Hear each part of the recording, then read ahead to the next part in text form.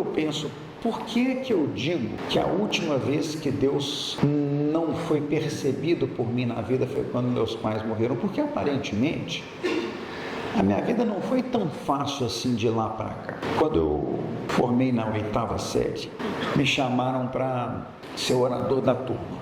E eu, não sei inspirado por quem, escolhi um texto de referência, que é um texto que vocês já devem ter visto, é uma parábola de alguma forma, mas não uma parábola bíblica, mas que fala que um sujeito andava na praia e ele percebeu que aquele andar dele na praia era, na verdade, o percurso da vida dele, e que ele já tinha morrido, e que aí ele para no final e ele percebe que em quase todos os momentos da caminhada tinha 2 pares de pegadas na praia. Vocês já viram essa história? E aí Deus está ao lado dele e ele fala assim, por que é que na minha caminhada, logo nos momentos mais difíceis, só tem um par de pegada? Por que o Senhor me abandonou nessas horas? E Deus responde, ele falou, não, foi nessas horas que eu te carreguei no colo.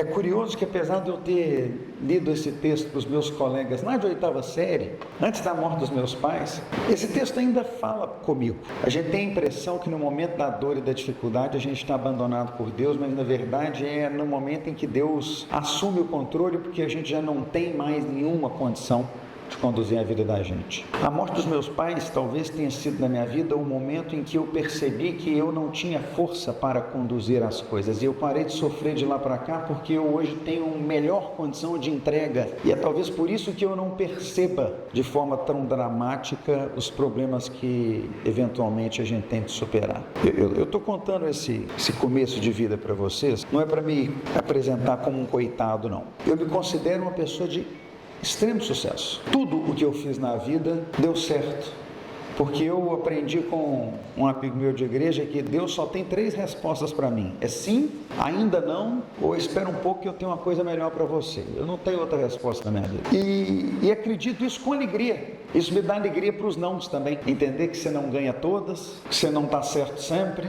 e que tem no mínimo alguma coisa para você aprender quando as coisas não saem exatamente do jeito que você planejou. Isso tem me dado tranquilidade para caminhar. Uma caminhada que é desafiadora, mas que também é muito interessante. Eu fui chamado há um pouco de tempo atrás pela Dom Cabral, onde eu dou aula, para dar uma palestra sobre multitarefas, multiprofissões. Eles disseram que eu era, na análise deles, a pessoa que tinha mais atividades diferentes simultâneas. Sabe aqueles acumuladores, aquele povo que junta coisa em casa?